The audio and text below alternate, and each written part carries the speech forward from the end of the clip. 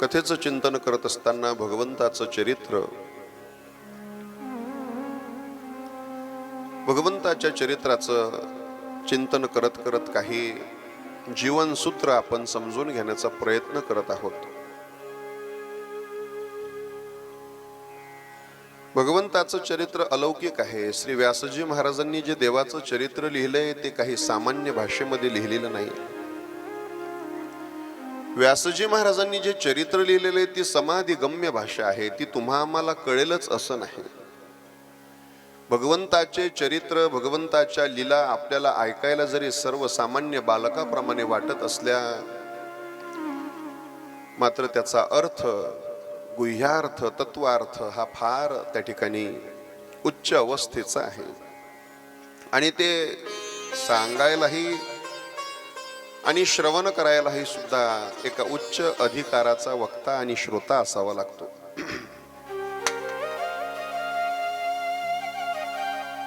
शुकदेवजी महाराज सांगतात, राजन, भगवान परमात्मा गोकुळामध्ये प्रगट झाले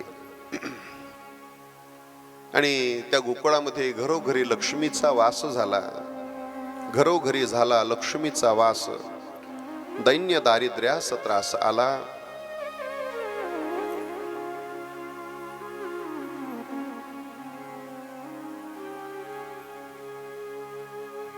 भगवान परमात्मा थोड्याच काळानंतर त्या ठिकाणी आता रांगायला लागलेले आहेत. कालेन व्रजताल्पेन गोकुले राम केशव. थोड्याच समयाला परमात्मा रांगायला लागलेले आहेत. रांगत आहेत. रांगता रांगता पुढे पुढे त्या ठिकाणी चालत आहे. एक पाय उचलून टाकतात, एक पाय घासत घासत त्या ठिकाणी परमात्मा ओढत ओढत त्या ठिकाणी नेत आहे. परमात्मा कसा रांगतो तर त्याच्या संबंधाने संतांनी वर्णन केलेलं आहे. तडवे तड हात टेकित डाव्या गुडघ्याने रांगत. तडवे तड हात टेकित डाव्या गुडघ्याने रांगत. रंगने रंगना तुम्या देखिला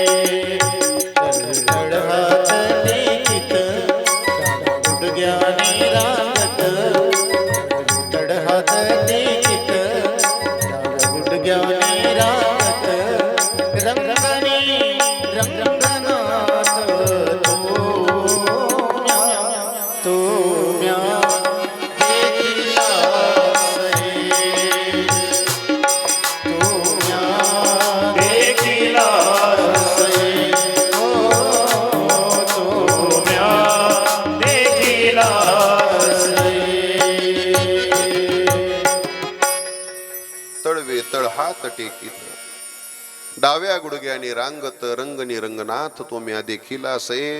परमात्मा रांगायला लागले. डाव्या गुडघ्याने रांगतात.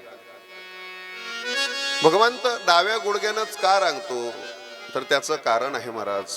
भगवान परमात्म्याच्या शरीरामध्ये 3 ठिकाणी भंग आहे. परमात्मा त्रिभंग आहे. भगवंताच्या शरीरामध्ये 3 ठिकाणी भंग आलेला आहे.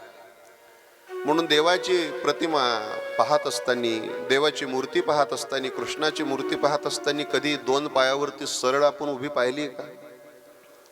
कधीच नाही बघितली. तसं वर्णनच त्या ठिकाणी कुठं आलेलं नाही. का नाही आलं तर त्याचं कारण आहे, परमात्म्याची मान थोडी वाकडी आहे. मानेत थोडा भंग आहे देवाच्या. कमरेमध्ये थोडासा बाक आलेला आहे. म्हणून कमरेमध्ये देव थोडासा, कमरेमध्ये देवाचं शरीर भंगलेलं आहे.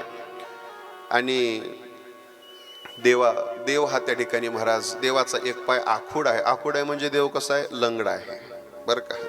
म्हणून साधू संतांनी त्याचं वर्णन करताना असं केलेलं आहे, देव लंगडा आहे. लंगडा ग लंगडा, लंगडा ग लंगडा, देव एक पायाने लंगडा. असा कसा, असा कसा, असा कसा, असा कसा. देवाचा देव बाई ठकडा, असा कसा देवाचा देव बाई लंगडा. परमात्मा लंगडा आहे. म्हणून एक पाय सरळ आणि दुसरा पाय वाकडा करून त्या ठिकाणी पाऊच्यावरती देव उभा आहे आणि म्हणून देव डाव्या गुडघ्यानं रांगत आहे.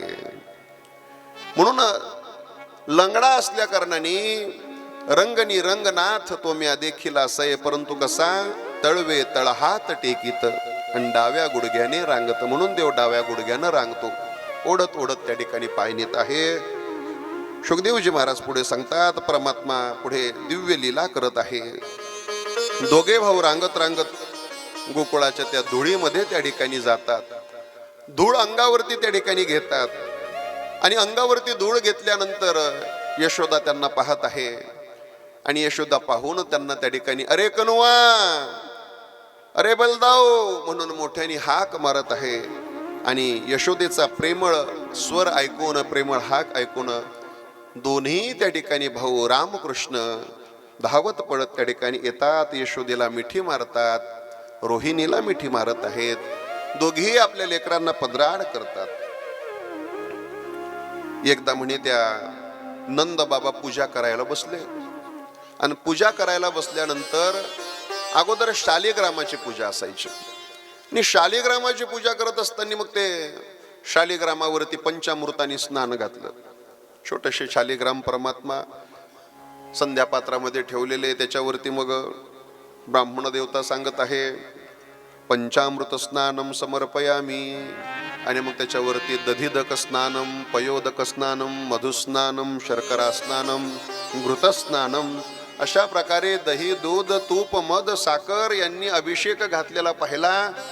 आणि ते दह्या दुधाने माखन मिश्रीने त्या भगवंताला स्नान घातलेलं पाहिलं. पाहिल्याबरोबर महाराज या भगवंतानी त्या शालिग्राम देवाची पूजा झाली आणि नंदबाबा जपमाळ घेऊन डोळे मिटून बसले. बसल्याबरोबर कन्हैया तिथे त्या ठिकाणी रांगत रांगत आले. अरे याला तर दह्या दुधाने स्नान घातलं, हा लय गोड झाला असेल म्हणे. उचलला देवन टाकला तोंडात.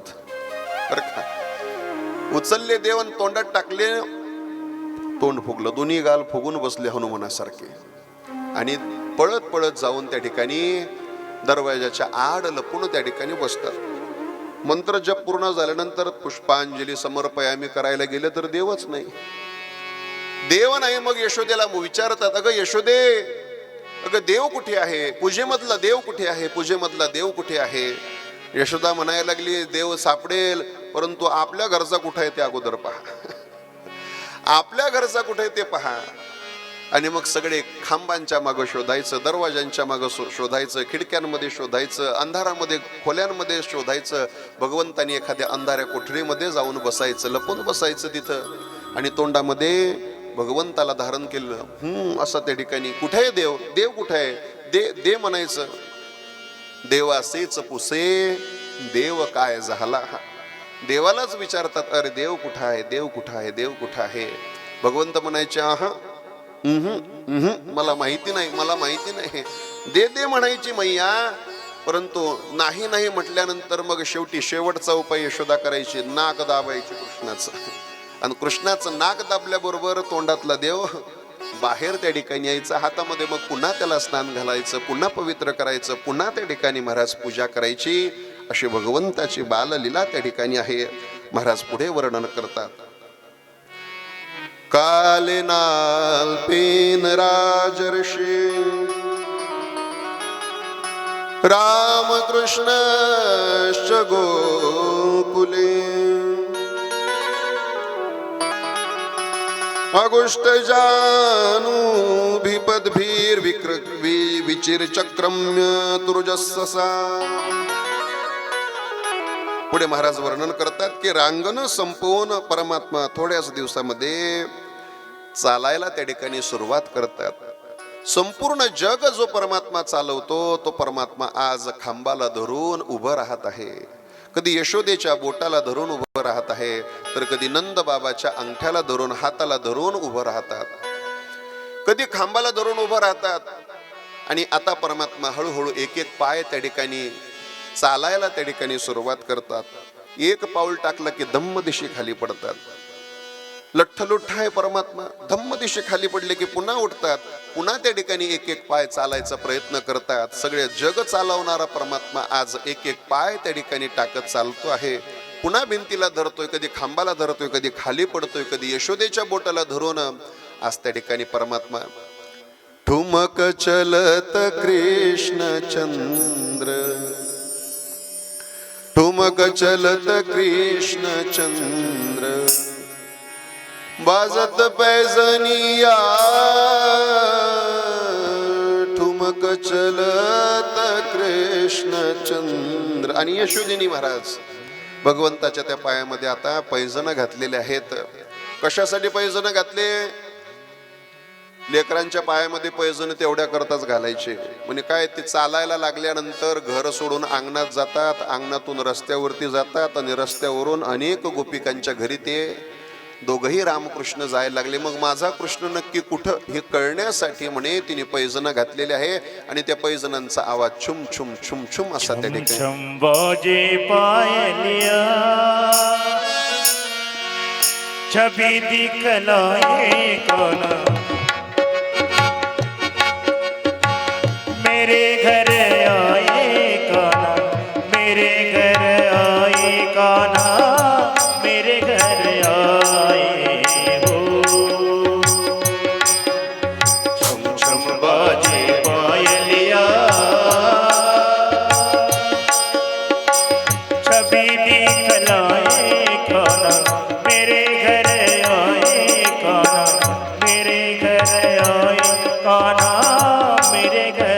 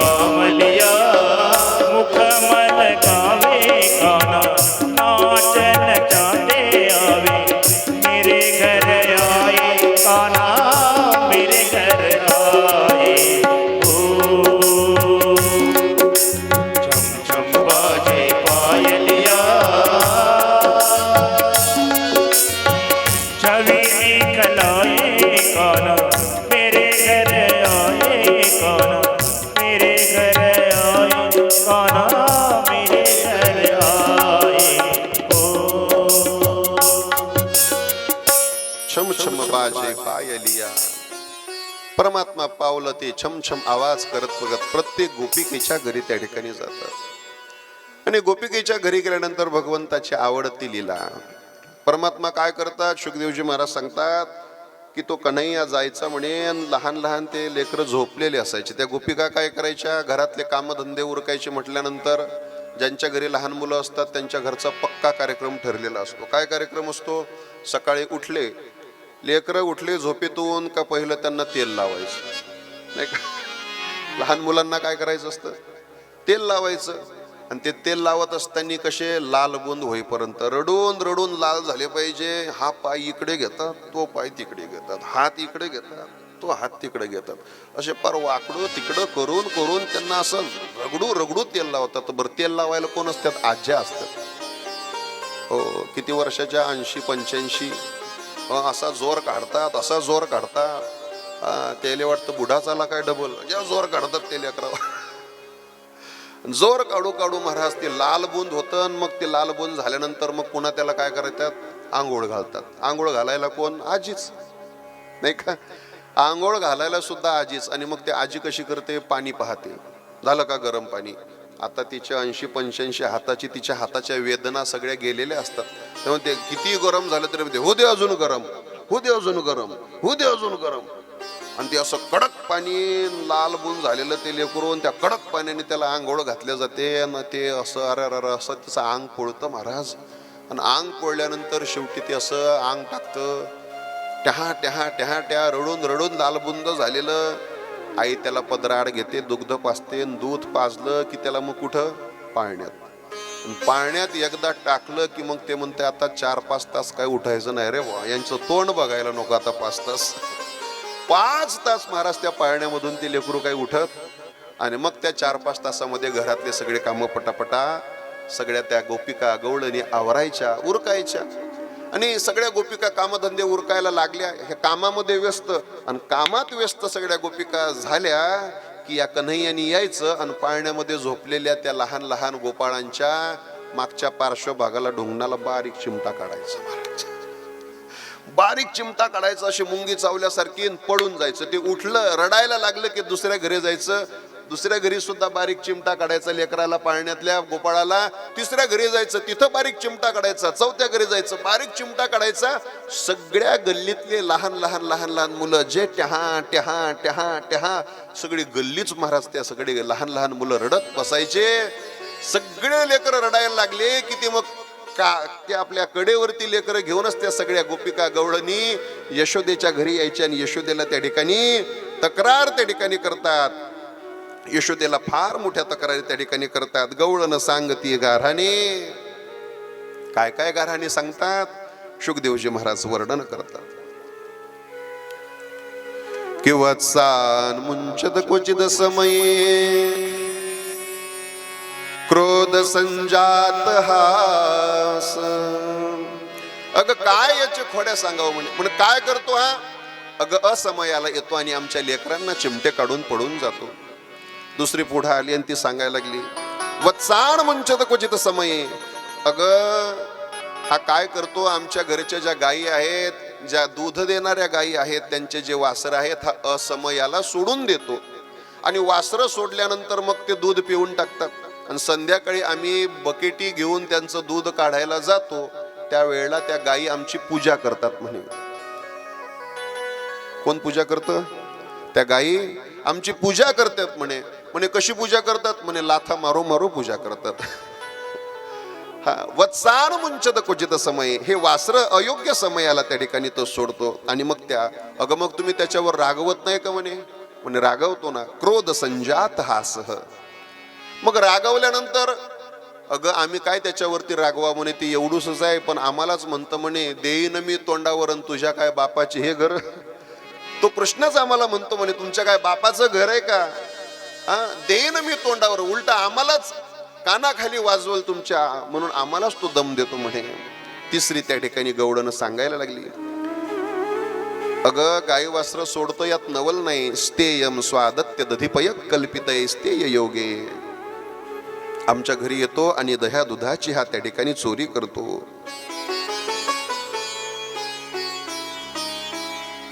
दह्या दुधाची त्या ठिकाणी गवळण सांगती गाऱ्हाणी. रात्री आला चक्रपाणी, खाऊनी दही दूध तुपलोनी, फोडिली अवघी विरजनी. हागे बाई कोणासी आवरेना, यशोदे बाळ तुझा ताना, आणि कोठवर सोसो धिंगाणा. त्या गवळणी त्या ठिकाणी तक्रारी करत आहे. आणि मग तक्रारी केल्यानंतर यशोदा विचारत आहे, का रे कृष्ण तू माखन खाल्लं का?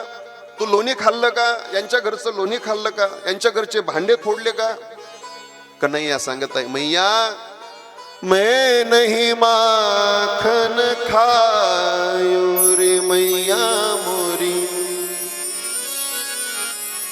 मैं नहीं माखन खायो सुन मैया मोरी. मैं नहीं माखन खायो मैया मोरी. मैं नहीं माखन खायो सुन मैया मोरी. मैं नहीं माखन खायो सुन मैया मोरी. मैं नहीं माखन खायो. घोर भयो गैयन के साचे, घोर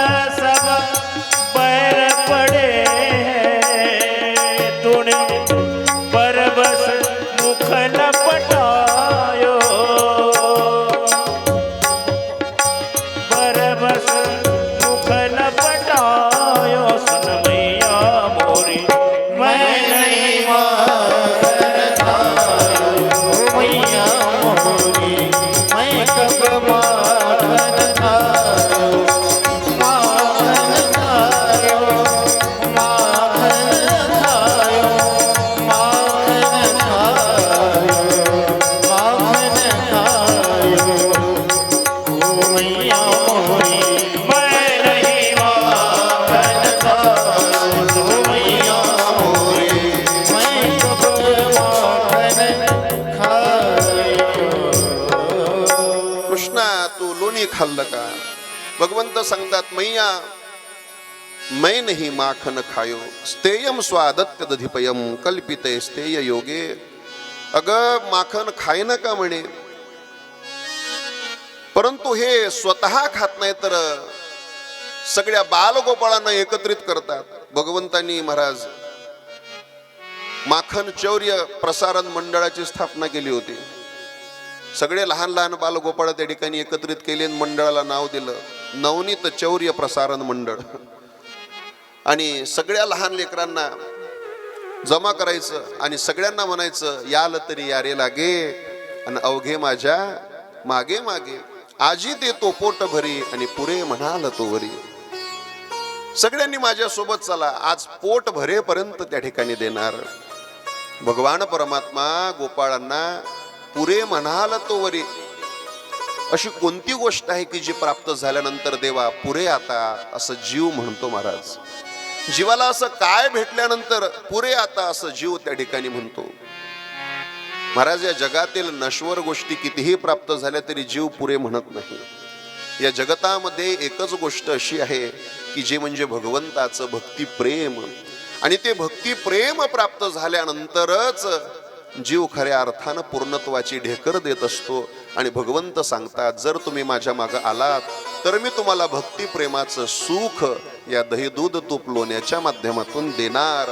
आणि म्हणून पुरे म्हणाल तोवरी भक्ती प्रेमाचं सुख तुम्हाला मी देणार. चला माझ्या मागे या. परंतु हे कोणाला मिळणार? याल तरी या रे लागे. जर यायचं असेल तर तुम्ही माझ्याच मागं या. दुसऱ्याच्या मागं गेला तर भक्ती प्रेमाचं सुख मिळणार नाही गड्यांनो.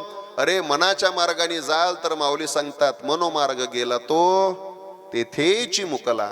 आणि हरी पाठी स्थिरावला. देवाच्या माग जो थांबला स्थिरावला त्यालाच भक्ती प्रेमाचं सुख. म्हणून याल तरी यारे लागे, माझ्या माग या, भक्ती प्रेमाचं सुख मी तुम्हाला देतो. आणि मग भगवान परमात्मा सांगतायत मैया भगवंताने ते चौर्य प्रसारण मंडळ स्थापन केलं. प्रत्येक गोपिकेच्या घरी जायचं आणि त्या गोपिका गाराने सांगत त्या ठिकाणी यायच्या. एक गोपिका सांगायला लागली अगं हा सगळ्या लेकरांना घेऊन आमच्या घरचे दही दूध त्या ठिकाणी लोण्याचे गोळे खातो. तिसरी म्हणायला लागली अगं हा लेकरं काय दुसऱ्याचे आहेत का आमचेच आहेत, परंतु आमच्या घरातल्या त्या गाडग्यातलं लोणी हा माकडांना चारतो. मरकान भोक्षण विभजती सचे तांनी भांडम भिन्नती. झाडावरती बसलेल्या माकडांना हा लोणी चारतो. कार्यकृष्णा माकडांना तो लोण्याचे गोळे देतो.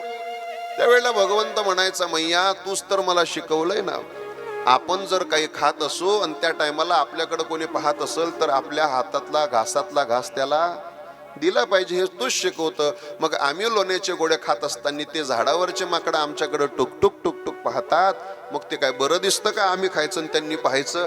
म्हणून मग लोण्याचे गोळे त्यांना सुद्धा देतो म्हणे. वा रे पठ्ठ्या म्हणे शाबास. भगवंत अशा प्रकारे गोडगोड कारण त्या ठिकाणी यशोदेला देत आहेत. तांनी भांडम भिन्नती. सगळे भांडे फोडून टाकतो म्हणे. कार्यकृष्णा भांडे फोडले का? अगं मैया तुला माहित नाही म्हणे, यांच्या घरचे जे माठमडके होते दह्या दुधाचे हे कधीचे आहेत म्हणे. कधीचे? यांच्या बापानी लग्न लावून दिलं, लग्नामध्ये जे आंधन आलं का ते अजून वयाचे 60-70 वर्षाचे झाल्या तरी हे काय फुटू देत नाही म्हणे. आणि मला सांग बरं म्हणे मैया जर यांच्या घरचे हे मातीचे भांडे फुटलेच नाही आणि यांनी जर नवीन घेतलेच नाही तर कुंभारदादाचा धंदा कसा चालल म्हणे?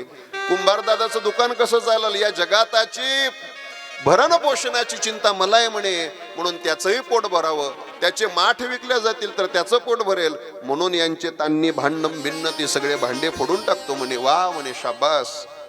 द्रव्याला भेस गृह कृपितो. परमात्मा त्या गोपिकांकडे जायचे आणि त्या सगळ्या गोपिका येत आहेत भगवंताचे गाऱ्हाणे घेऊन.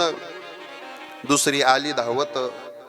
याने गबाई काय केली मात, मुखासे मुखचुंबन देत, गळ्यामध्ये हात घालीत.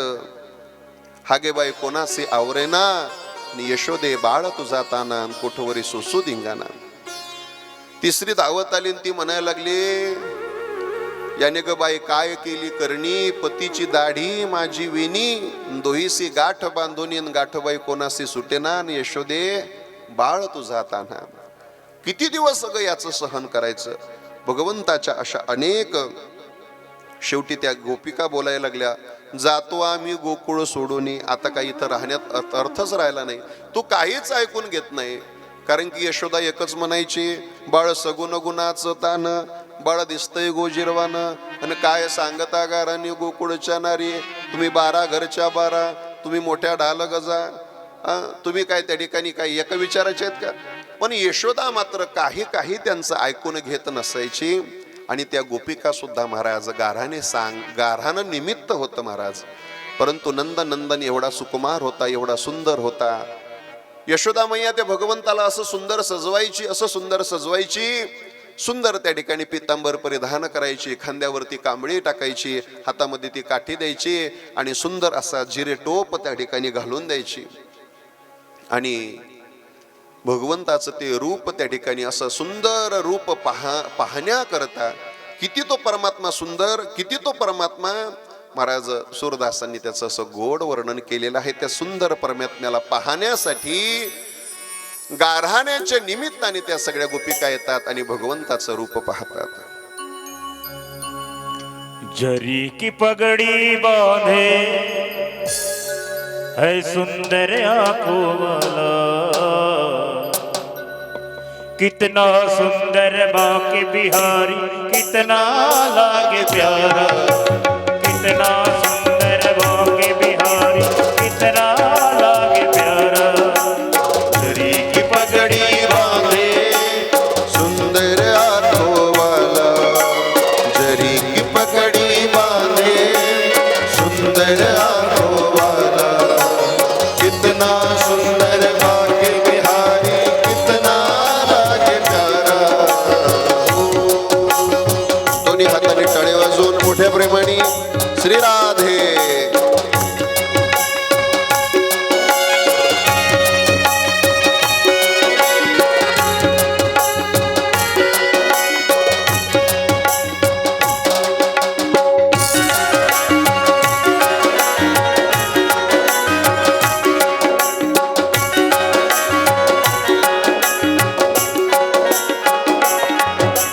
कानों में कुंडल साजे, सिर मोर मुकुट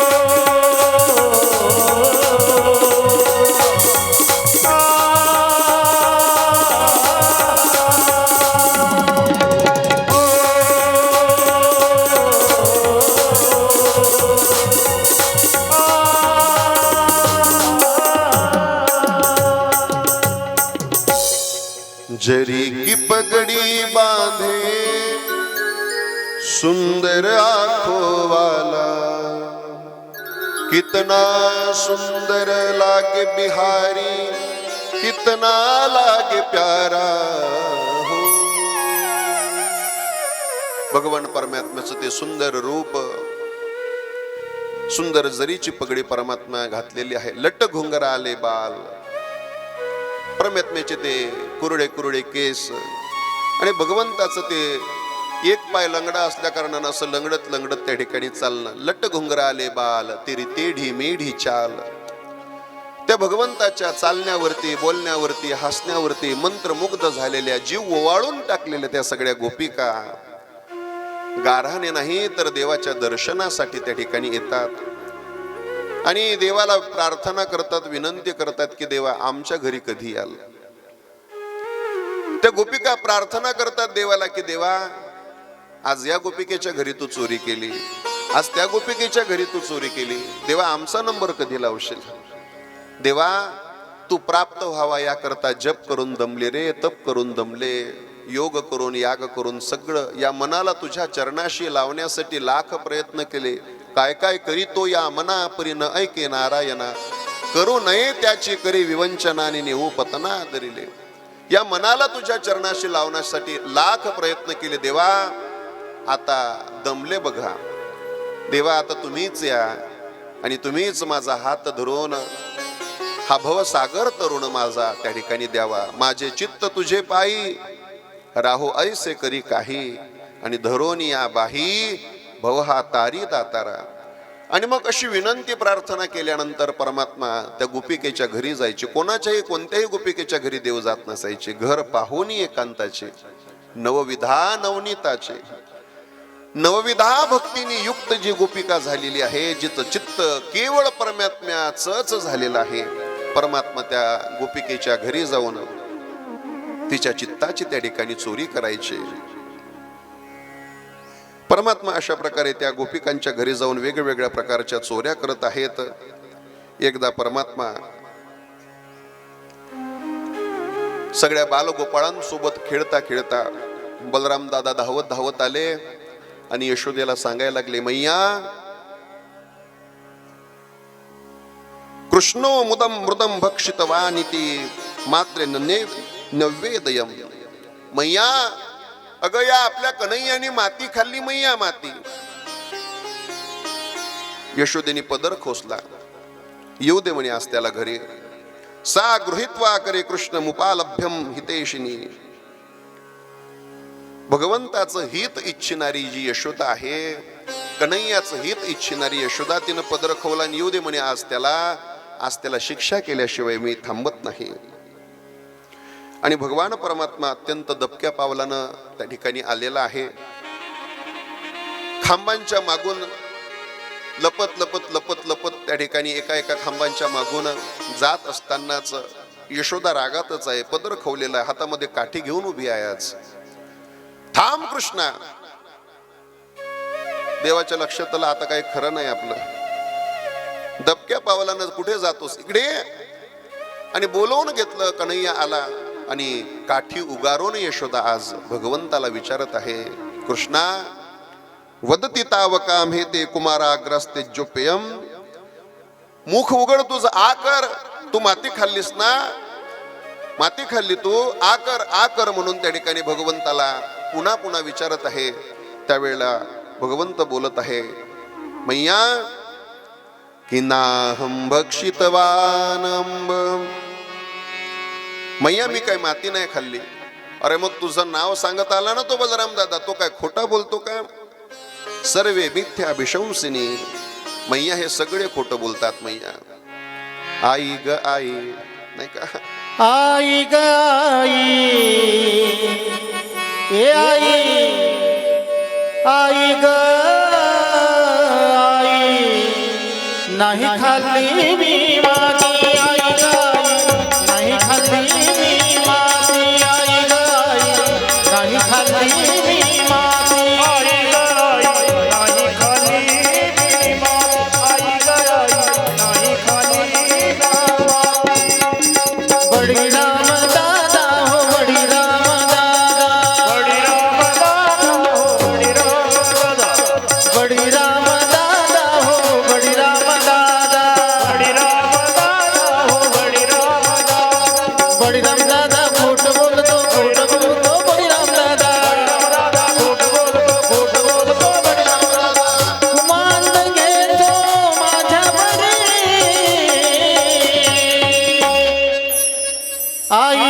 आई ग आई नाही खाल्ली मी माती आई ग नाही खाल्ली मी माती आई ग नाही खाल्ली मी माती आई ग नाही खाल्ली मी माती आई गाई नाही खाल्ली मी माती.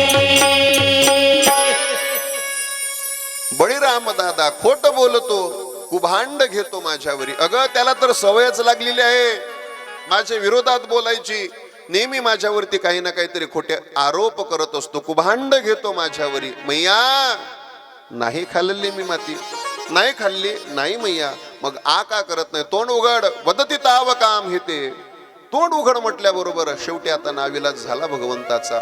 आणि जसं तोंड उघडलं, आ केल्याबरोबर महाराज सातत्र तदृशे विश्वम जगतस्थानोचखम दिशः ज्योतिश्चक्रम जलतेजो नभस्वान वियदेवच वैकारिकानि इंद्रियानि मनोमात्रा गुणस्त्रय.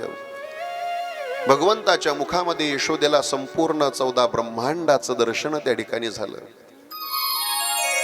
पृथ्वी वायू अग्नी चंद्र संपूर्ण तारांगण ज्योतिर्मंडल पाणी तेज पवन आकाश वैकारिक अहंकाराधिक इंद्रिय पंचतन मात्रा 3 गुण जीव काल स्वभाव कर्म आदी आदी सगळं महाराज त्या मुखामध्ये भगवंताच्या दिसायला लागलं. मुखामध्येच तिला दुसरा एक नंदवाडा दिसायला लागला. नंदवाड्याचे खांब दिसायला लागले. त्या खांबाला टेकून उभा राहणारा कृष्ण, कान पिरगळणारी यशोदा, हाताने काठी उगारणारी यशोदा. हे सगळं दृश्य देवाच्याच मुखामध्ये यशोदेला जेव्हा दिसायला लागलं, तिच्या अंगाला दरदर दरदर घाम सुटला. बाई अगं मी काय पाहते आहे? मी एक स्वप्न तर पाहत नाही ना, मी काय आश्चर्य तर काही पाहत नाही ना. तिच्या मनामध्ये भाव निर्माण झाला, हा दुसरा तिसरा कोणी नसून हा साक्षात परब्रह्म परमात्मा आहे. हा सर्व योगियांचा गुरु आहे. हाय संपूर्ण जगताचा आधार, जगताधार भगवान परमात्मा आहे, भक्तवत्सल परमात्मा आहे, हा देव आहे. असं तिचं मन ज्या वेळेला ग्वाही द्यायला लागलं आणि त्यावेळेला भगवंताच्या लक्षात आलं, आपण जर का हिला आता योग मायेद्वारे पूर्वस्थितीमध्ये नाही आणलं तर मनामध्ये हे ठाम निश्चय करून बसेल की माझा पुत्र देव आहे. आणि असा जर तिनं निश्चय केला मी देव आहे, तर ती मला देवडीत बसवल्याशिवाय राहायची नाही आणि माझी पूजा केल्याशिवाय राहायची नाही. आणि मी तर काही तिच्याकडून पूजा घ्यायला नाही आलो, तर तिला भक्तिप्रेमाचं सुख बालक्रीडांचं सुख देण्यासाठी आलेलो आहे. आणि म्हणून भगवान परमात्मा आपल्या वैष्णवी योग मायेद्वारे तिने जे पाहिलं ते सगळं विस्मृत त्या ठिकाणी करतात. की वैष्णवी व्यतितोन्मायाम पुत्र स्नेहमयी विभू. वैष्णवी योग मायेद्वारे तिच्या ठिकाणी पुन्हा परमात्मा मायेद्वारे तिच्या ठिकाणी पुत्र स्नेह निर्माण करतात. नाही हा माझाच नटखट कन्हैया आहे, हा माझाच नटखट कन्हैया आहे. अशा प्रकारे पुन्हा ती त्या ठिकाणी देवाला कान पिरगाळून आणि काठी उगारून त्या ठिकाणी विचारत आहे, तू माती खाल्ली का? आणि ह्या प्रसंगाचं वर्णन ऐकत असताना राजा परीक्षितीच्या मनामध्ये प्रश्न निर्माण झाला की या यशोदेने असं कोणतं पुण्य केलं असलं पाहिजे, या नंदबाबाने असं कोणतं पुण्य केलेलं असलं पाहिजे की भगवंताचा कान पिरगळून देवाच्या अंगावर काठी उगारण्याचा अधिकार या यशोदेला प्राप्त झाला. असं कोणतं पुण्य यशोदेने केलं असलं पाहिजे, असा प्रश्न विचारलेला आहे. की नंद किम करोद ब्रह्मन श्रेय एवं महोदयं यशोदाच महाभागा पपोयस्यास्तनम हरी. असं कोणतं पुण्य भगवंतांनी केलं की या जगाच्या नायकाने, जगाच्या मालकाने यशोदेचं स्तनपान करावं, तिच्यासोबत क्रीडा कराव्या. असं कोणतं पुण्य केलं असलं पाहिजे? त्यावेळेला शुकदेवजी महाराज सांगतात, राजन, ही यशोदा मागील जन्मामध्ये आणि नंदबाबा मागील जन्मामध्ये द्रोण आणि धरा नावाचे वसू होते. की द्रोणो वसुनाम प्रवरो धरया सहभार्यया. मागील जन्मामध्ये वसू होते ते, त्याचं नाव द्रोण आणि धरा होतं. जी यशोदा ती धरा, जो नंद तो द्रोण नावाचा वसू होता. आणि त्यांनी हजारो वर्षाची तपश्चर्या केली दोघांनी. ब्रह्मदेव प्रसन्न झाले आणि ब्रह्मदेवाला वरदान मागितलं की या जगताच्या मालकाचं लालन पालन, त्या भगवंताचं लालन पालन, त्याच्या बालक्रीडा आमच्या अंगा खांद्यावरती त्यांनी खेळावं, असं सद्भाग्य आम्हाला या तपातून प्राप्त व्हावं. ब्रह्मदेवाने तथास्तु म्हणून असा आशीर्वाद दिला. आणि ब्रह्मदेवाने दिलेलं वरदान खरं करण्यासाठी आणि मागील जन्माच्या तपश्चर्येच्या बळावरती भगवान परमात्मा आज नंद आणि यशोदेच्या अंगणामध्ये त्या ठिकाणी खेळत आहे. आणि त्याच मागील जन्माचं ते पुण्य आहे की यशोदा भगवंताचा कान पिरगळत आहे, हातामध्ये काठी घेऊन, काठी उगारून त्या ठिकाणी तू माती खाल्ली का म्हणून विचारत आहे. शुकदेवजी महाराज पुढे वर्णन करतात की एकदा गृहदासीषु यशोदानंद गेही नाम. एकदा सकाळ सकाळी यशोदा मैया उठली आणि सकाळी सकाळी उठून यशोदा दह्याचं मंथन करायला लागली, दधी मंथन करायला लागली. मोठे मोठे डेरे, त्याच्यामध्ये मोठी रवी आहे आणि डेऱ्यामध्ये त्या ठिकाणी ते रवी टाकून डेऱ्याचं दध्याचं दधी मंथन चालू आहे. घुम घुम घुम घुम घुम घुम असा त्या ठिकाणी त्या डेऱ्याचा आवाज त्या ठिकाणी येत आहे. आणि घुम घुम घुम घुम असा त्या दह्याचा घुसळण्याचा आवाज यायला लागला.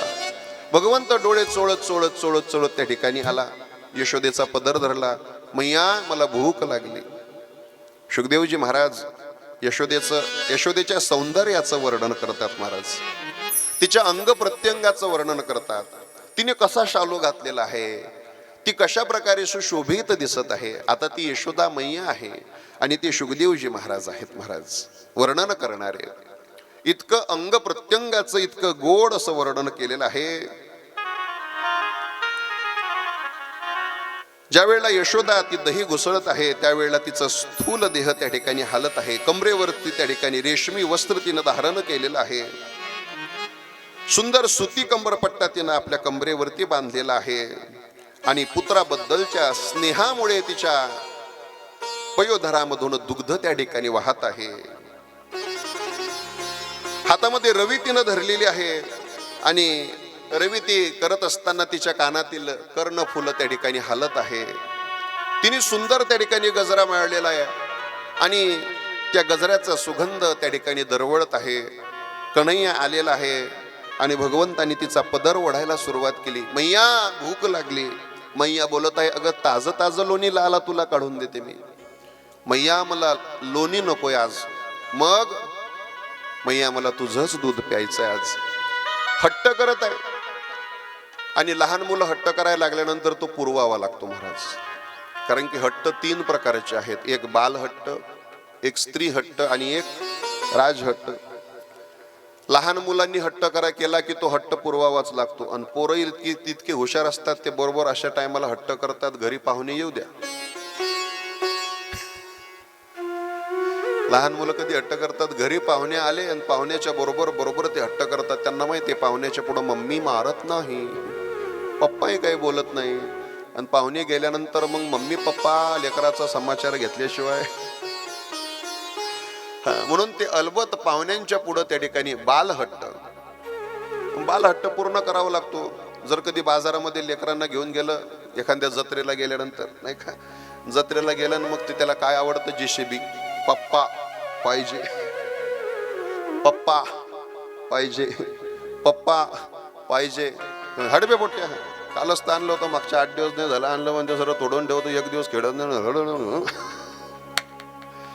झालं महाराज. त्याला काही ते घेऊन देत नाही, पण ते त्याचं मन कुठं राहते, ते सगळं बाजार फिरून येतं, ओढत ओढत बापाला तिथं जाणतं. पप्पा पाहिजे जेसीबी, पप्पा पाहिजे. ते बाप म्हणतो, अरे हे 500 रुपयाचं एवढं महागाचं कुठं घेतं, राहू दे म्हणते. ते तिथंच खाली बसतं आणि तिथंच हातपाय घासायला लागतं. पप्पा बाल हट्ट आहे महाराज. त्या बिरबलाने एकदा हट्ट केला म्हणे, त्या बादशाहनं हट्ट केला. ते बिरबलाला एकदा घरी यायला, त्या सभेमध्ये यायला उशीर झाला आणि उशीर झाल्यानंतर मग त्याने त्या अकबर बादशाने विचारलं, का रे म्हणे बिरबला तुला एवढा उशीर होतो म्हणे यायला, का उशीर झाला, हट्ट का करतो, का कशासाठी? ते म्हणे अहो आमच्या घरचा लहान पोरगा आहे ना म्हणे, त्यांनी एवढा हट्ट केला, येताना सोडतच नव्हता, त्याचा हट्ट पुरवता वेळ झाला म्हणे. काय म्हणे एवढ्या मोठ्या राज्याचा तू प्रधान, तुला लहान लेकराचा हट्ट पुरवता येत नाही? सोपं असतं म्हणे हट्ट पुरवणं. एक काम कर म्हणे, तू लहान लेकराचं नाटक कर म्हणे, मी तुझ्या बापाचं नाटक करतो, तुझं हट्ट पुरवायचं मी काम करतो म्हणे. असं ठीक आहे म्हणे. आता तो बिरबलच होता, मोठा हुशार होता. बिरबल लगेच त्या ठिकाणी नाटक करायला लागला, रडायला लागला महाराज, आणि खाली बसला, पाय घासायला लागला, रडायला लागला. बिरबल म्हणायचा, अरे काय झालं, काय रडतो, काय पाहिजे तुला? नुसतं फक्त बिरबल एवढाच म्हणायचा, रडायचा, पाहिजे पाहिजे पाहिजे, पण काय पाहिजे सांगतच नव्हता. नुसतं रडायचा, पाहिजे पाहिजे पाहिजे, अरे पण काय पाहिजे? मग अर्ध्या तासानं त्यानं सांगितलं म्हणे मला ऊस पाहिजे. एवढंच ना म्हणे, लेका ऊसासाठी अर्धा तास झालं रडतोय म्हणे. लगेच सेवकाला आज्ञा दिली, जा रे म्हणे याच्यासाठी ऊस घेऊन या. आता ते सेवक ऊस घेऊन आला, घे म्हणे ऊस, असं नाही पाहिजे म्हणे, मग याचे लहान लहान तुकडे करून पाहिजे म्हणे. लगेच ते ऊसाचे तुकडे केले, ऊसाचे तुकडे ताटामध्ये त्याच्या समोर ठेवले, आणि ठेवल्यानंतर पुन्हा तो रडायला लागला, आता काय झालं म्हणे, नाही पाहिजे पाहिजे पाहिजे, आता काय पाहिजे? मला ऊस पाहिजे म्हणे. दिला ना म्हणे तुला, नाही दिला, तो बरोबर आहे म्हणे तुम्ही, आता काय पाहिजे? काय नाही म्हणे, ज्याचे तुकडे करून दिले तोच पुन्हा सरका करून पाहिजे. आता ज्याचे तुकडे केले तो सरळ होणार आहे का? बाल हट्ट असतो महाराज, तसाच स्त्री हट्ट आहे, तसाच स्त्री हट्ट आहे. एखाद्या सणावाराला लय वर्ष झालं, 2 वर्ष झालं मागं लागतात, तेवढं ते आपलं आता सोन्याचे भाव वाढून राहिले, पुढं तुमच्या कोण करणं होईन का नाही? आता 1,32,000 आहे. एखादा दागिना आताच करून घ्या, मग पुढं 2 लाखावर गेल्यावर तुमच्याकडून होते का माझ्यासाठी करणं काय नाही का? मग दिवाळीसाठी हट्ट, आणि नाही करून दिला तर मग महाराज बशा काय फोडन, ताटच काय आपटन, चहाच काय देणार नाही, लय नाटकं असतात नाही का? स्त्री हट्ट आहे, स्त्री हट्ट पूर्ण करावा लागतो. तसाच राज हट्ट आहे. राजाच्या मनामध्ये जर आलं तर तो राजा बरोबर त्या ठिकाणी तो हट्ट पूर्ण करतो नाही का? काही दिवसापूर्वी 10 वर्षापूर्वी त्या ठिकाणी राजाच्या मनामध्ये आलं, आणि रात्री 8 वाजता सगळ्या टीव्हीला आणि सगळ्या चॅनलला एकच बातमी होती, मेरे प्यारे भाई और बहनों, मेरे मित्रों,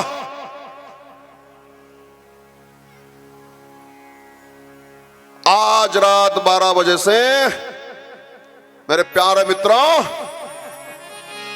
आज रात 12 बजे से 1000 और 500 की नोट बंद हो जाएगी मेरे मित्रों. झालं महाराज, राजाच्या मनात आलं, आणि 1000 आणि 500च्या नोटा बंद झाल्या तर कोणत्या कोणत्या डब्यातून निघाल्या, कुठून कुठून निघाल्या महाराज नोटा नाही का? राज हट्ट आहे, राजा त्याचा हट्ट पूर्ण करत असतो मेरे मित्रो नाही का? राज हट्ट आहे. चला, भगवंत हट्ट करायला लागले. आता हे भगवंताच्या खोड्या आहे महाराज, याच्या खोड्या किती सांगू, देवाच्या खोड्या किती सांगाव्या महाराज. महिपत्र सिंधू आटे, परमात्मा हट्ट करायला लागले, मैया मला लोणी नकोय, मग तुझंच दूध प्यायचंय. शेवटी यशोदेला खाली बसवलं पदर ओढून, यशोदेच्या मांडीवरती परमात्मा आणि यशोदेचा पदर आडवा केला तिने, आणि दुग्धपान यशोदा करायला लागली.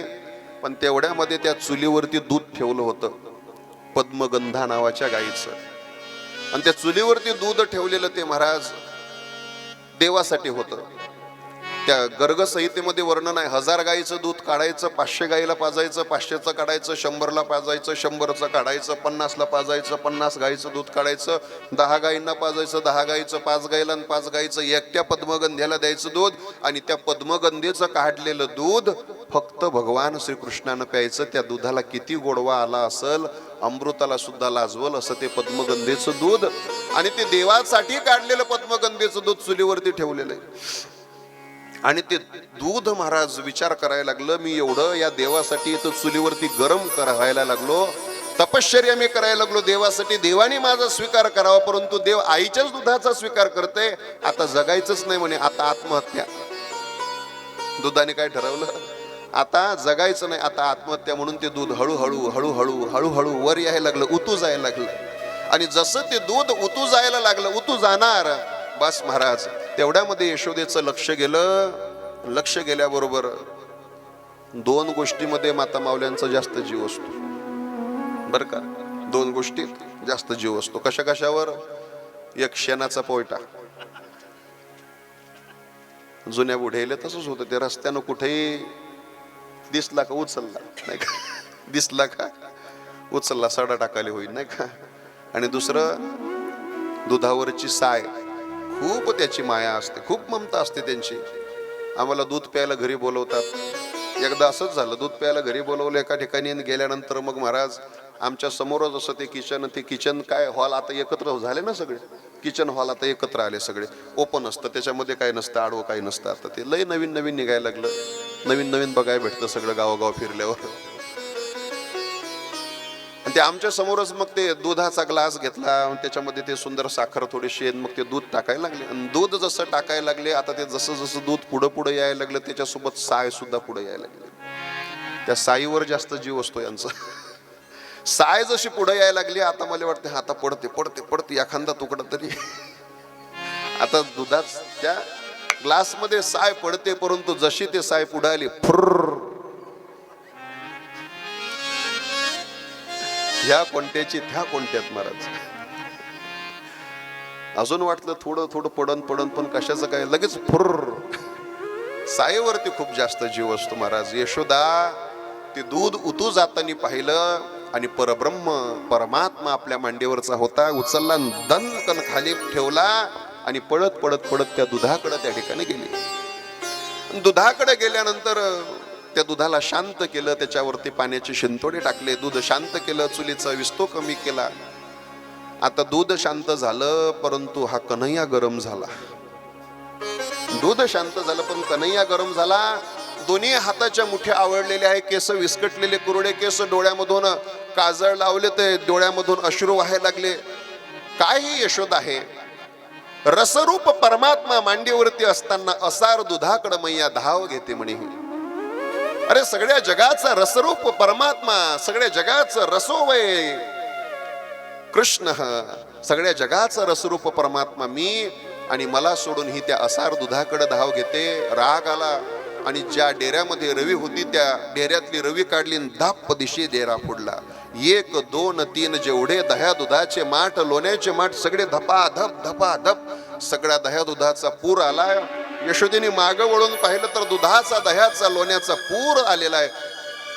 क्रोध आला यशोदेने पदर खोवला आणि धावत त्या ठिकाणी यायला लागली. आणि ती रवी घेतली हातातली त्याच्या, थांब तुला आता धरूनच ठेवते, आता बांधूनच ठेवते म्हणून पकडायला लागली. मला धरती, मला बांधती, हो हो तुलाच बांधते, धर धर धर धर म्हणून हात पुढं करायचा का नाही, धर धर धर म्हणून हात पुढं करायचा. आणि यशोदा धरायला आली, लगेच पडून जायचा महाराज. अंगणामध्ये आला, यशोदा अंगणात आली का, हा दर रस्त्यावरती, हा रस्त्यावरती आला का, हा 4 घरं पुढं. स्थूल देहाची यशोदा मैया धावून धावून धावून धावून दमली, थकली, भागली, तिच्या अंगाला दरदर दरदर घाम यायला लागला. आणि एखादा भक्त भगवंताला पकडण्यासाठी फार प्रयत्न करतोय, परंतु देव सापडत नाही. दमलेला भक्त पाहिल्यानंतर शेवटी भगवंतच त्या भक्ताच्या जवळ येतो. मैया दमली, मला धरती, धर म्हणे. आणि जसा हात पुढं केला यशोदेने पटकन धरलं. धरल्यानंतर महाराज आईला राग आलेला असावा,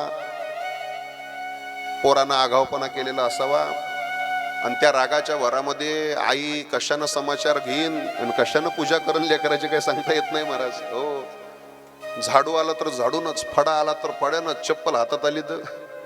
यशोदेला राग आला होता, कन्हैयाला हातात धरलं आणि फरफटत फरफटत ओढत ओढत ओढत ओढत ओढत ओढत ती घेऊन गेली.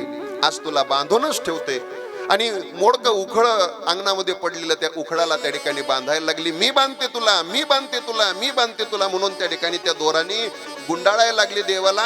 आणि गाठ मारायला लागली तर ती काय गाठ बसत नसायची, 2 बोटं कमी पडायची. किती बोटं? 2 बोटं कमी पडायची. आता ते कोणते 2 बोटं? त्या दोरीला संस्कृतमध्ये गुण म्हणतात महाराज. दोरीला संस्कृतमध्ये गुण म्हणतात. भगवंताला बांधण्यासाठी रजगुण आणि तमोगुण कामाला येत नाही. हे दोन बोट कमी पडतात. रजगुणाने आणि तमोगुणाने देवाला बांधता येत नाही. देवाला बांधायचं असेल तर शुद्ध सत्वगुण त्या ठिकाणी असावा लागतो.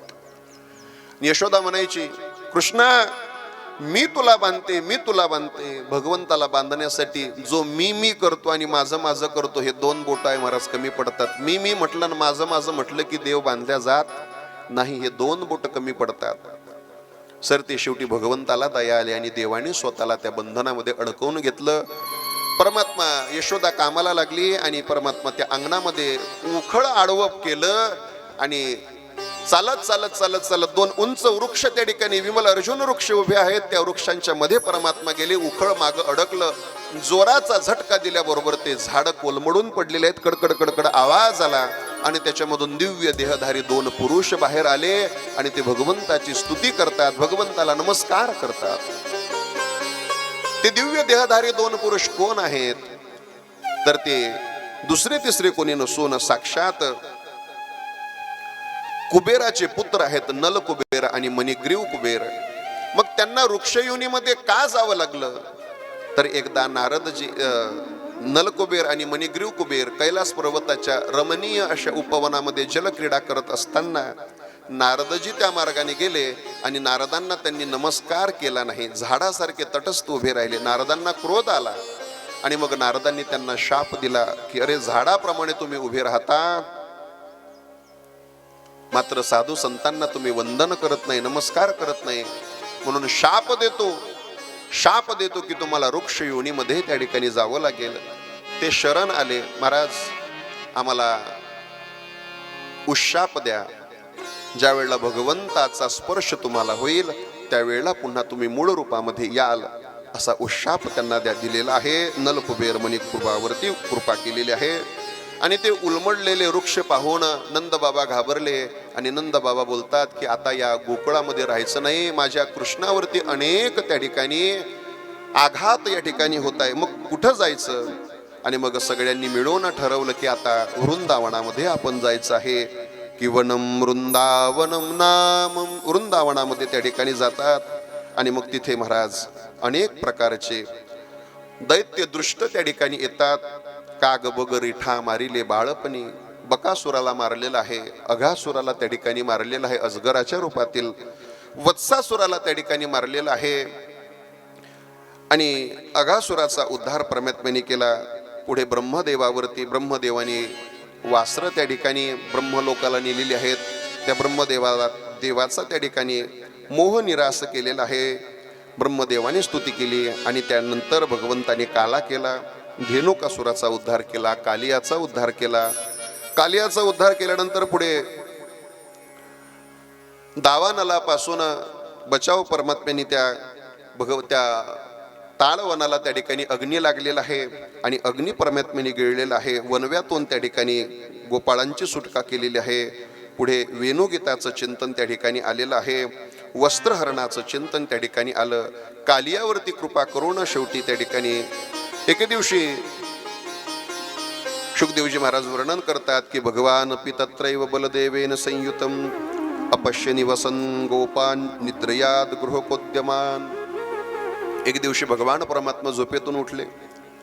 यशोदा मैया अनेक प्रकारचे सुंदर सुंदर भोग त्या ठिकाणी तयार करत आहे. 56 भोगाची ती तयारी करत आहे. यशोदेने विचारलं, मैया 5:45 वाजले गाज, मग अजून तुझी तयारी त्या ठिकाणी झाली नाही का? झाली ग, सगळी तयारी झाली. 56 भोग बनले नाही का? 3 वाजल्यापासून सगळ्यांनी आणून ठेवलेत. मग महाराजाचंच उरकण आहे. आता कथाच एवढ्या दिव्य आहे त्या ठिकाणी महाराज की आता किती सांगावं आणि किती सोडावं, नाही का? पण प्रत्येकाचा एक एक पिंड ठरलेला असतो. आम्हाला ते सांगितल्याशिवाय बरं वाटत नाही आणि तुम्हीही त्या ठिकाणी मन लावून त्या ठिकाणी ऐकत आहात, म्हणून मलाही थोडंसं शांततेने त्या ठिकाणी सांगू वाटत आहे.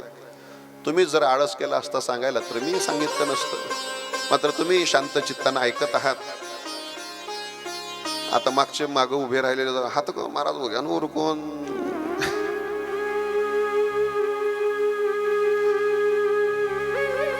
मागं नाही कोणी, मीच आपलं असंच म्हणतोय, कोणी हात नाही करत. भगवान परमात्मा उठले आणि यशोदेला विचारतात, मैया आज काय सण आहे का, आज दिवाळी आहे का, आज दसरा आहे का, काय आज होळी आहे का, काय आहे काय. यशोदा म्हणायला लागली, अरे आज आपल्याला फार मोठा उत्सव आहे. म्हणे काय, इंद्राची पूजा करायची. म्हणे का करायची हे बघ. म्हणे मला सगळं त्या ठिकाणी करू दे, उरकू दे, मला त्या ठिकाणी घरी जायचं आहे आता. म्हणे कारण की आता उशीर झाला, महाराज 5चा टायमिंग सांगतात आणि 6 वाजवतात, त्याच्यामुळे किती वेळ थांबायचं. आता घरी जायचंय, त्याच्यामुळं म्हणे मला उरकायचंय, तू लवकर आपलं ते हे कर, तू नंदबाबाकडे जा आणि नंदबाबाला त्या ठिकाणी विचार आज काय आहे काय नाही. आणि मग नंदबाबाला देव विचारायला लागलेत, बाबा आज काय आहे, आज कोणता सण आहे. नंदबाबा सांगतात, अरे आज आपल्याला इंद्राची पूजा करायची. का करायचे. नंदबाबा सांगतात, परजन्या भगवान इंद्रो मेघास्तस्यात्ममूर्तय. अरे इंद्र हा पर्जन्याची देवता आहे. इंद्राची पूजा केल्यानंतर तो आपल्याला वेळेवरती पाऊस देतो. पाऊस पडल्यानंतर गवत उगवतं, आपले गायवस्त्र गवत खातात आणि त्यापासून आपल्याला दूध मिळतं आणि दूध विकल्यानंतर आपला घरदार प्रपंच चालतो. म्हणून आपला प्रपंच सुरळीत चालतो त्या इंद्राच्या कृपेनं. म्हणून त्याची कृतज्ञता म्हणून त्याची पूजा करायची आहे. भगवंतानी या गोष्टीला विरोध केला. भगवंत बोलतात, बाबा माणसाच्या जीवनामध्ये जे सुख प्राप्त होतं, दुःख प्राप्त होतं, भय प्राप्त होतं, क्रोध प्राप्त होतो, सुख हे सगळं त्या ठिकाणी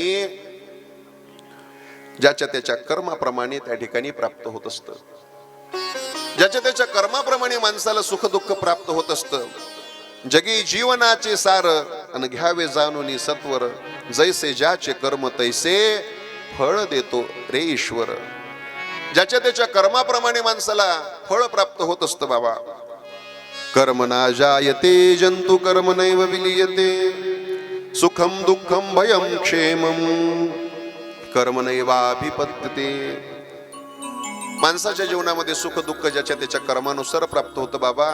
कोणी इंद्र पाऊस पाडल्यानंतर आपल्याला सुख मिळेल असं काही नाही रे बाबा. तुझं म्हणणं काय. माझं म्हणणं असं आहे, इंद्राची पूजा न करता ज्या गोवर्धनाच्या अंगा खांद्यावरती आपल्या गायी खेळतात, वासरं खेळतात, सरतात, त्या गोवर्धनाची पूजा आपल्याला करायची आहे. भगवंतांनी सगळ्यांना तयार केलं गोवर्धन पूजनासाठी. आणि मग महाराज सगळ्यांनी बैलगाड्या जुंपलेल्या आहेत.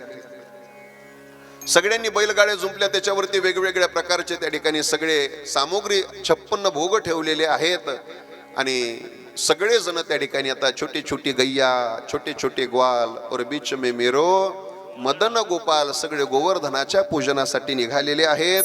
आपण सुद्धा सर्वजण देवाबरोबर गोवर्धनाच्या जवळ त्या ठिकाणी जाऊयात. मनोमय त्या ठिकाणी गोवर्धनाचं पूजन या ठिकाणी आपण करूया.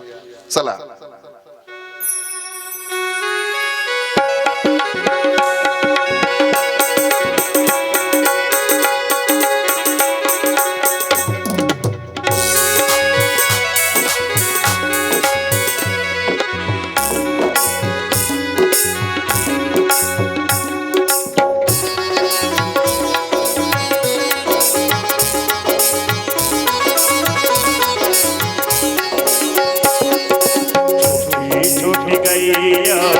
छोटी छोटी ग्वाल, छोटी छोटी गैया, छोटी छोटी ग्वाल, छोटो सो प्यारो सो नन्नो सो मेरो भजन गोपाल, छोटो सो मेरो भजन गोपाल. छोटी छोटी गैया, छोटे छोटे ग्वाल, छोटी छोटी गैया, छोटी छोटी ग्वाल, छोटो सो प्यारो सो नन्नो सो मेरो मदन गोपाल. हरि छोटो सो मेरो मदन गोपाल.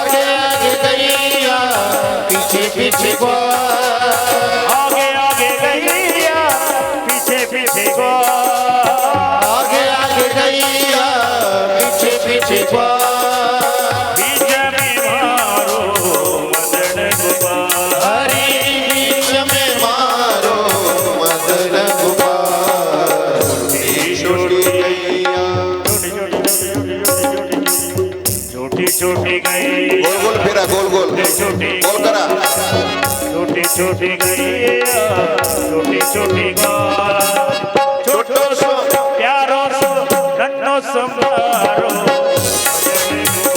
हरी छोटो सो प्यारो मदन गोपाळ. भगवान परमात्मा सगळ्या गाय गोपाळांना घेऊन आपल्या सवंगड्यांना घेऊन नंद बाबा यशोदामय्या आनंद उपनंद सुनंद असे सगळे त्या ठिकाणी जात आहेत. गोवर्धनाचं पूजन करतायत. भगवंतच एक दिव्य रूप धारण करून गोवर्धनाची सगळी त्या ठिकाणी केलेली पूजा स्वीकारत आहेत. पूजन केल्यानंतर दह्या दुधाचे माठ ओततायत. दही दूध परमात्मा सगळे आणलेले भोग त्या ठिकाणी गोवर्धन महाराज खाऊन टाकतात, भक्षण करतात. आणि मग सगळेजण सांगतात की चला आता गोवर्धनाला आपण प्रदक्षिणा करू. सगळे परिक्रमा करतात आणि परिक्रमा करत असतानाच इंद्राला बातमी कळते की कोणीतरी त्या ठिकाणी तुझी पूजा न करता त्या गोवर्धनाची पूजा केलेली आहे. इंद्र कोपायमान त्या ठिकाणी होतो आणि हत्तीच्या सोंडेप्रमाणे धो धो धो धो असा पाऊस त्या ठिकाणी पाडायला सुरुवात करत आहे. विजांचा कडकडाट, ढगांचा कडकडाट अचानक. आणि मग सगळे गोपाळ भगवंताला बोलतात, अरे बघ आम्ही सांगत होतो इंद्राची पूजा, मात्र तू ऐकलं नाही. आता इंद्र कोपलाय, आता काय करायचं? भगवंत बोलतात, ज्या गोवर्धनाची आपण पूजा केली त्याच गोवर्धनाला आपण प्रार्थना करू. तोच गोवर्धन महाराज आपलं रक्षण करेल. आणि मग सगळ्यांनी महाराज गोवर्धनाचं पूजन, नमस्कार, प्रार्थना, विनंती करतात आणि गोवर्धनाला सगळेजण हात लावतात. आणि भगवान परमात्म्याने सगळ्यांच्या गोपाळांना सांगितलं, रे हात लावा, जोर लगा के. आणि सगळ्यांनी हात लावून भगवान परमात्म्याने मध्यभागी परमात्मा उभे राहिलेले आहेत. आणि डाव्या हाताच्या अंगठ्याने परमात्म्याने, डाव्या हाताच्या करंगुळीवरती परमात्मा गोवर्धन धारण त्या ठिकाणी करत आहे. बोलिये गोवर्धन महाराज की जय. बोलिये गोवर्धन महाराज की जय हो. गोवर्धन धारण परमात्म्याने 7 दिवस पर्यंत त्या ठिकाणी गोवर्धन धारण केलेलं आहे. आणि मग त्या 7 दिवसामध्ये सगळे बाल गोपाल त्या ठिकाणी काठ्या लावतात, आधार देतात. राधा राणी सखिया सगळ्या येतात आणि वेगळ्या वेगळ्या प्रकारे नृत्य करतात, गीत गातात. आपण सुद्धा त्या ठिकाणी गोवर्धन महाराजांची या ठिकाणी परिक्रमा करायची आहे. सगळ्यांनी आपापल्या जागेवरती उठून